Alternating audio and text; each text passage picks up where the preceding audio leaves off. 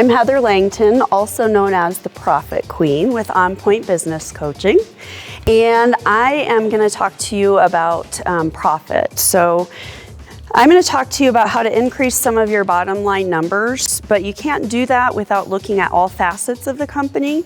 So after that, we're going to have Rich come up, and Rich is going to talk to you about how to make better connections with your employees, your clients, just in general. If you can make better connections with others, that increases your likelihood that you're going to be successful in business. I'd also like to give a shout out to Adam. All right, so this is Adam with Epic Moment Photography, and he's doing a video for us, and he's a very good photographer, very good with video. So if you guys have any need for that for your business, he's got cards with him, and he's somebody that you can talk to about doing the photography or the video. Okay, so profit. It's about more than just the money. So there are a lot of things that can affect your profit. You've got the leads, conversions, multipliers, people, relationships. You've got so many different things that you can look at. What is profit? So the technical definition of profit is very lengthy and very technical, but basically what most people look at as profit is the amount that you have coming in as revenue minus the amount that you have going out for your expenses, and whatever you're left with is your profit. So it's kind of a result of those things that you kind of just, whatever's left over, you get to have as profit. But I look at it a little bit differently. So what is profit not? It's not your owner pay, any of the bonuses, any of the taxes, any of the employee gifts. It's not interest or payments on loans. It's none of those things. Profit is after those things have been paid. So if you are paying yourself out of profit, you're missing out. There's a better way to do it. And to be honest, when you're paying yourself out of profit, it's not profit. So again, the typical formula. Profit. To increase your profit, you increase your revenue and you decrease your expenses, right? It should be that simple. Well, it is if you look at it from a broad view, but if you look at it in detail, there are several areas that you can affect in your business in order to affect your bottom line. So your number of leads, how many people you get your name in front of, how many people see your marketing, how many people see your television ads, how many people you get in front of at networking, that kind of stuff, that's your number of leads. So that's before you even step into the picture as far as having that person as a client or a customer. Then you look at your conversion rate. So how many people that you get in front of actually give you a call, utilize your services, and become a customer or a client? Each of these items, just to step back a tiny bit, each of these items, you should be keeping track of these things in your business. And if you're not or you don't know how, let me know and I can help you. But it's pretty simple to do once you know where to get the information and once you have a format to use. So your conversion rate is how many people turn into actual clients. If you multiply your number of leads by your conversion rate, you get your total number of clients. The items in blue are results of the items in black. So your clients are a result of the number of leads that you get in front of multiplied by your conversion rate. If you multiply your number of clients by your transactions, the number of transactions that they do in a year. So if somebody comes in 6 times in a year to get their hair cut, if somebody comes in for massages once a month, if somebody looks at adding to their portfolio once a month, once every quarter, whatever it is. However many transactions each client does within the period of a year. Also multiplied by your average dollar sale. So how much is the average that the person that you're working with spends each time they come see you, each time you come to do work for them, each time they make a purchase at your shop?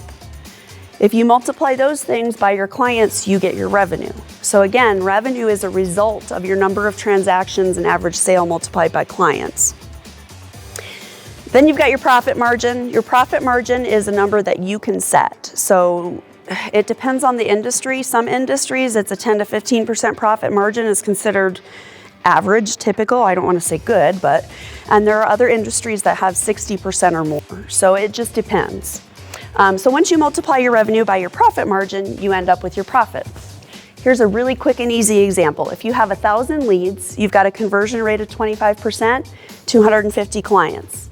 If they do 10 transactions in a year on average, $100 each time, you're at $250,000 for your revenue. If you multiply that by a profit margin of 25%, $62,500 is your profit. So what if you were able to increase any of those 5 items that are in black by just 10%? What would happen? So if you look at the numbers and follow them down, your total profit is $91,506. That's a difference of $29,006. So what would you do with $29,006 next year, this year? What would you do with it? Would you hire people to work in your company so that you don't have to work as many hours? Would you be able to spend more time with your family because you wouldn't be working as many hours because you've hired people to take over some things? Would you be able to put money into a retirement fund or a college fund? Would you buy things for yourself, your family, your friends? What would you do with that kind of money? If you are able to figure out how to increase those 5 areas, you're going to increase your profit. So, and like it says there, one small change can make a big difference. So what can you do to look at those 5 areas? What does that specifically mean? What are some ideas of how you can affect those 5 areas? So increasing your number of leads, creating a marketing plan that's more pointed, more focused on your ideal client. Narrowing down your target market is a big thing as well. Creating a blog, putting it on your website. Doing social media, you should have a minimum of 3 posts a week on a minimum of 2 different platforms for social media. If you do more, that's better, but that's what you should be targeting for a minimum. And press releases. I mean, those are some areas that you can increase your number of leads, that you can get exposure to the right people that eventually will want to buy from you because they realize you're their company, you're the company that's going to provide them with what they need, and they're your ideal client. Increasing a conversion rate. So you've got things like the DISC, which Rich will go into more detail on in a little bit.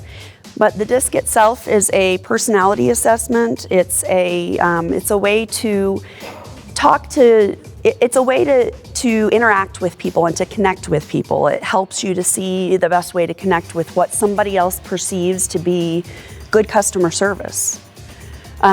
You've got a written guarantee. If you put a meaningful written guarantee into place, that will increase your conversion rate. It doesn't have to be 100% money back guarantee. I didn't say anything about money. So whatever you want to put in writing that you will guarantee. I've seen things like we'll use the best cutting edge technology available to the industry. We'll use the best products that are available in the industry so that we can give you the highest quality that we can, that kind of stuff. Using software to control your sales funnel so that you are not missing people. It takes 7 to 10 touches before somebody decides to buy from you. And so if you're trying to get in front of somebody 7 to 10 times before they can be a client, you need to keep track of how many times you're getting a hold of them, how you're getting a hold of them, what the result is, what the next time that you should follow up with them, all that kind of stuff. And of course, knowledge of your industry, knowledge of your client, knowledge of your product or service. The more knowledge you have, the more you can give people education so that they can make the right choice for themselves. A lot of the times what we find is that customers don't necessarily, they think that they know what they want, but if we give them more education, they realize maybe they want something different and we can sell them what's better for them. Number of transactions. So however many times each of your clients comes in to either purchase your service, your product, do 10 ways of different marketing methods to get yourself out there and get yourself in front of them, because the more you market, the more they're going to see it, the more they're going to come in and buy, in theory. Under promise and over deliver. If you tell people you're going to do something and you don't, especially if it's before the sale, it's kind of like dating. Kind of like dating. You're on your best behavior in the beginning, and then things change as you go, right? So you are not as vigilant, you're not as maybe careful with clients as they become more familiar with you. And so thinking about if you under promise and you actually follow through on what you have to say, you build trust. And people do business with those that they trust. Know, like, and trust is the phrase, but a digital newsletter, get yourself in front of people. Also, checking in with clients, past clients, current clients. How was your hair color? How was your massage? Do you have any questions about your insurance? Anything like that. Contacting past customers to remind them that you're there. If it's not, I mean, there are certain fields where obviously you're not going to contact your past customers in insurance necessarily, but you may contact people to see if they need something additional that they haven't been aware of in the last year. Increase your average dollar sales. So how can you get people to spend more when they're working with you, when they're buying from you, when they're in your shop? Raising your prices. A lot of people are afraid to raise their prices. It doesn't have to be a whole bunch. And if it's been more than a year since you've raised your prices, you need to look at it. If you look at raising prices, you can also increase perceived value. So now they're paying for something that they might have gotten for a lesser fee previously, a lesser investment amount, but they're getting more out of it now because now you're throwing in some kind of free information or, whatever. Easy financing, making it so that people can finance your services. Some services and products you can't do that with, but if you can have financing available at the time of purchase, you're going to increase your number of people that buy with you and the amount that they purchase. That's a whole bunch of candy just to symbolize things up by the register. So if you have a shop, have little things up by the register and have employees offer those items to the people who are buying. If you have items up by the register that are higher quality, they're going to be purchased, people are going to purchase more if it's right in front of them. And so the higher quality and higher priced items, you can put those little things by the register and people will buy them. You can do things like that for massage even. So a quality of product. If you don't have a quality product, you're not going to be able to sell to people. But if you have a higher quality product, you can sell more. And ask the client if they want an upgrade of any kind. So that's a paid upgrade. For example, I know that you just wanted to come in and get your hair cut today. Would you like to have a wash and blow dry too? And that's an extra charge or whatever. So you can always upgrade things. The last one, your profit margin. This one's kind of nebulous to a lot of people. Have people pay you for a service that they previously got for free. I know somebody who does internet marketing, makes websites, does SEO, does social media, that kind of thing. And they used to give away a free assessment of everybody's website, SEO, digital market, or social media, all those kinds of things. She used to do that for free and it would take her 4 hours. So if you can charge $25 for something that you used to do for free, why not? The other thing is you can create a template that you can reuse, a template situation, which some companies, obviously that doesn't fit, but don't discount. Don't discount your prices just to get a sale. If you're going to discount your prices, change what you're providing. So for example, if you are, my examples come from a construction company because I owned and ran one here in town. But if somebody comes into me and says that they found a remodel for $10,000 cheaper, I'm going to ask them, what else are they not doing that I'm doing? Because there's no way that it's equal. And even if it is equal, I'm not just going to discount my price because somebody else charges less. There's guaranteed something that's not the same. So if I can take away part of that service, I'm more than willing to charge less. For example, doing SEO. If somebody says, I only have $500, okay, well, if my typical package is $750, I can offer you a $500 package, but it's not going to include everything in my $750 package. The value of your product and your service, know your value. Know what you're worth. Know what you should be charging. Using technology in order to help make things more efficient in the company. And then the other thing is systems and processes. I love systems and processes. They're so much fun for me. Most people hate them. But systems and processes can increase the efficiency of your company. They can produce an expected outcome multiple times rather than just once. And so it makes your company scalable as well. So those are some ways you can increase your profit margin. And I'm going to hand over to Rich.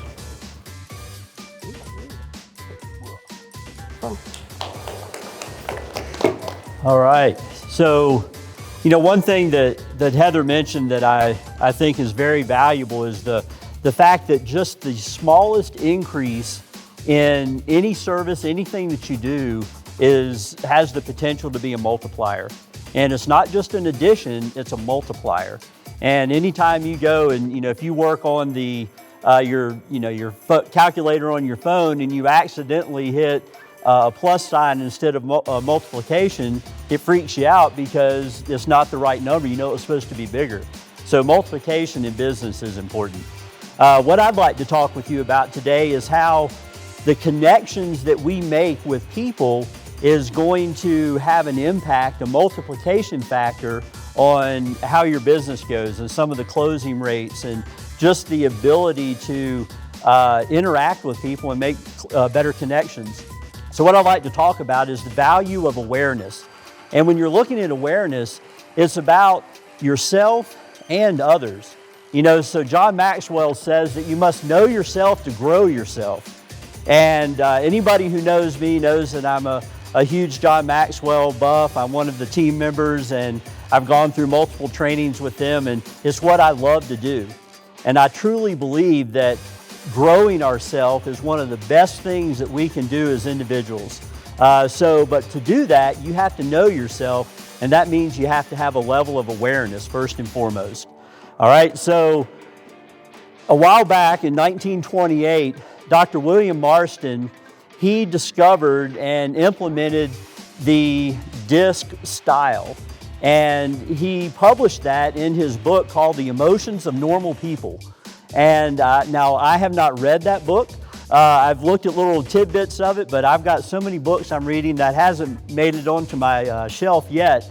But what I've read out of that is pretty interesting because he talks about each of these styles. And the styles are going to be, obviously it says here, dominance, influence, steadiness, and compliance. So within each one of those, what's interesting is that they have a correlation with our personality. These are behavioral styles, and they correlate with our personalities. And oftentimes people, they may get the two confused, or they may think they're separate, but they do go hand in hand. Because how you behave and how you're wired is going to impact how you react to things and how you engage with people. So this right here I thought was a pretty interesting slide. So out of this, you see boxes. Now, one thing that I want to caution you on is that when we talk about personality styles, we talk about behavior traits, it's not about putting people in a box. So just because, like for myself, I'm a DIC, and we'll talk a little bit more about that in a minute, but out of that, what that means is, and it says that I'm a chancellor and that I like to mix business with fun to get things done. And that doesn't mean that I am only going to exhibit those traits out of a D, I, or a C. We all have a little bit of everything. It's just that some of those are going to be a little more dominant. And we'll talk a little bit more about it, but just keep in mind that you do not want to put people in a box. I'll give you a quick story. So here a while back, I was ironically on LinkedIn, and I was engaging with a person. We were talking about personality assessments, and I ended up taking her on as a coach and did an assessment with her. because when she did an assessment previously, her boss used that to basically railroad her out of the company. So they looked at that and they felt as though she had some personality traits that were not compatible with her job. So based off of this, when they just looked at it, they said, well, you're not very good with people according to your personality assessment. And so they took away clients from her and they put her back in a cubicle somewhere. But she loved engaging with people. Just because her assessment said that she was a little bit more introverted didn't mean that she didn't engage with people. But they used that assessment to basically route her out, and she ended up having to do a lawsuit against that company for unfair termination. So don't put people in boxes. That's one thing that I'll caution you on in any assessments that you do, and even yourself. It doesn't mean that if you feel or you come out as a strong, whatever it is, influencer, it doesn't mean that that's the only trait you have and you can't do anything else. So when you're in an environment, it's important, again, to not just to know yourself, but to know other people. When you're in a boardroom or you're working with clients, in whether they're sitting in a chair getting their hair colored, or you're working with them on financial investments, or you're doing massages, or you're doing some development work or some design work for them, or whatever it is, you have to know your people. If you don't know them or get to know them, you're not going to be able to meet their needs. And what better way to do that than to know some of their triggers, some of their personality, their behavioral styles. And I can tell you one thing. I did a workshop with some real estate folks here a while back. And one of the things that we were talking about was that when you go into a house, if you just strategically work your way through the house and you show the amazing gourmet kitchen, or you show the awesome bathroom, or like in our house, they went downstairs and they showed me the full screen TV that was up on the wall with the projector and the wet bar, and oh my gosh, I was in heaven. So based off of that, the real estate agent would know that there's certain things that are going to be triggers for me. If somebody's just focused on going in and they're looking at the reveal on the doors and they're looking at the drawers to make sure they go in just right, you're going to see here in a minute that that's going to fall into a particular style. So when you show another house, you're probably going to want to show the details of the house. You're going to say, look how fine the craftsmanship is on the cabinets. Look at the hardwood floors that are in here. Look how the joints are. Look at the code base. All this stuff is how you're going to know your people. If you know that somebody is maybe a little more reserved in how they invest, you're not going to set them up with a high-risk fund because they're not going to go for it, because they're going to be scared. I'm a risker. My wife is not. We were just looking at our financial stuff the other day with our advisor, and he could tell. He looked at our funds, and I've got mine in more of the riskier stuff, and she's got hers in all the safe stuff, which actually works out pretty well because we're balanced. But I made a pretty good profit this year, and she didn't make as much profit this year because mine was a little more risky. But that's all in knowing your people. And I can guarantee you that as you look at this table, each one of those individuals is different. They could have primary styles, but they're going to be different, but they're all going to have an aspect of each style. So when we connect with people, we have the opportunity to influence them. And that is really what everything is about, whether you're in business or if you are interacting with people at your church or at home or anywhere. It is about influence. Especially if you're a business owner, it is about influence. Because if you can't influence people, you're not going to have those opportunities to have an impact on them and to potentially have return clients or to have them want to invest in you more, because things are just not connecting. So if you have any questions about how to increase communication or how to make a connection, feel free to talk with me about it. I'd love to share some more insight with you there. So when you see this right here, what do you think I'm going to ask you? What's a question I might ask? That's an elevator, right? Okay, well, going up or down could be good. So let me ask you this. We're gonna do a little scenario. So you're standing in front of that elevator. You're at the greatest hotel you've ever been in, or wherever you're at. You're standing in front of this elevator. The door opens. Are you hoping there's somebody inside, or that it's completely vacant? If you're hoping that somebody's inside, chances are you're going to go in, you're going to say, hello, how are you doing today? And you're going to push your button and you're going to talk a little bit, and they're going to maybe think, my God, why don't they shut up? Or perhaps, maybe they're the chatty people too and they want to continue talking with you. Or you may be that person that stands outside of that and you say, I sure hope there's nobody in there because I don't feel like talking with anybody. And if there is somebody in there, what are you going to do? You're going to go to that back corner. You're going to maybe hit your button. You're going to see if it's already been pushed, so you don't have to ask anybody to push it. And you're going to stand in that back corner and you're not going to say a word. So what that tells you is whether you're a little more outgoing, and she's back there laughing like, you're one of those for sure, right? Which one are you? So you get a little crazy. You just go in, get in your corner, look down at the floor, hope your button's already pushed so you don't have to say anything. That means that people, just like introvert, extrovert, is going to be determined whether they're more outgoing or a little more reserved. Neither one is wrong. People may say that, well, if you're an introvert, there's something wrong there. If you're an extrovert, there's something. Everybody has certain styles. When you have to do Myers-Briggs, I am an ESTJ or an ISTJ, but I'm at the high end of the introvert, and I'm the one that they always pick to do the talking for our group. So I call myself the black sheep of the introverts because I actually like to engage with people. So when you look at the DISC style, you have D, I, S, and C, dominant, influencer, the steady, and compliance. The D and the I is going to be a little more outgoing. The S and the C are going to be a little more reserved.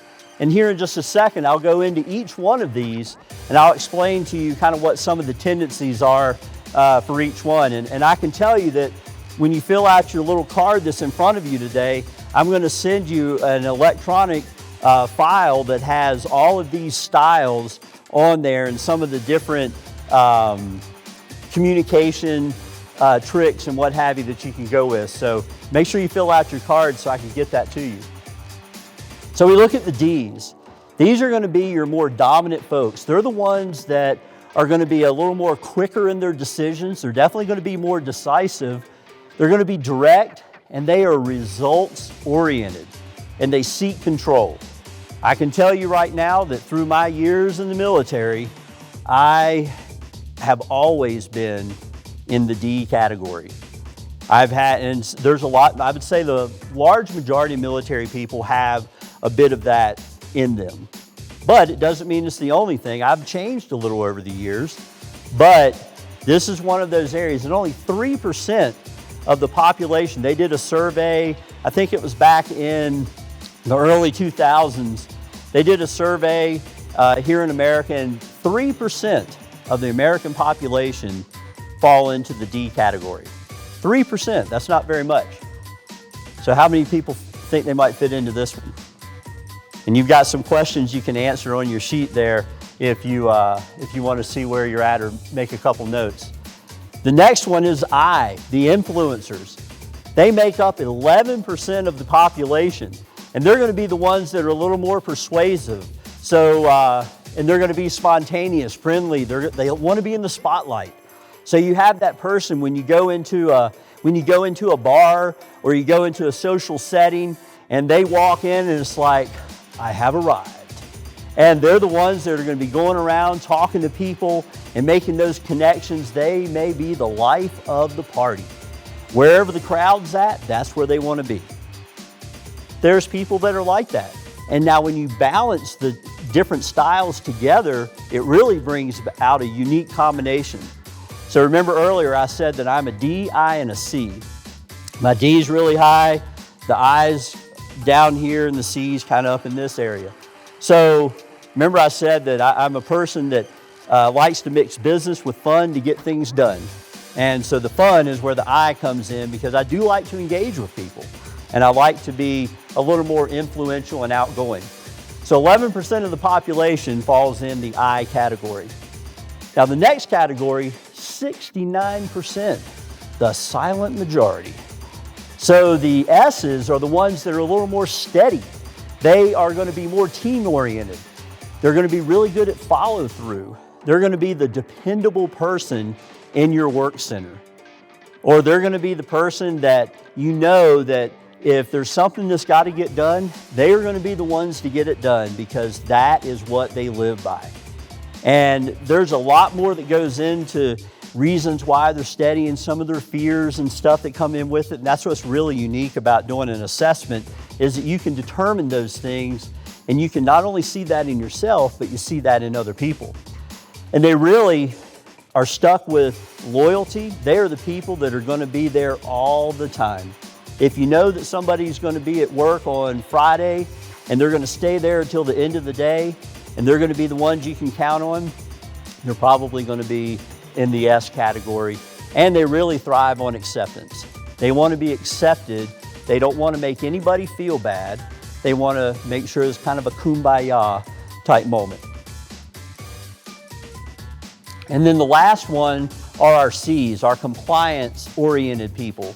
So these are the ones that, they may be a little more analytical in their mindset, or they may be really focused on details. So I would say that people that are in the financial investment industry are more in the C category, and they have a bit of that in them because they want to make sure that the numbers are right, that the percentages are correct, and that they're going to get the return that they're supposed to get. Because if it doesn't, it's going to drive them nuts. Because all the calculations said that it should have been a 13% return on investment. And it wasn't, it was only 9, right? It's going to drive you nuts, isn't it? So the compliance-oriented folks are definitely going to plan things out, and they're going to be, that is their thing. So if you want somebody that's going to be on time and they're going to have everything done just right and focus on those results, and they want to have things perfect, this is where your perfectionist would come in to the C category.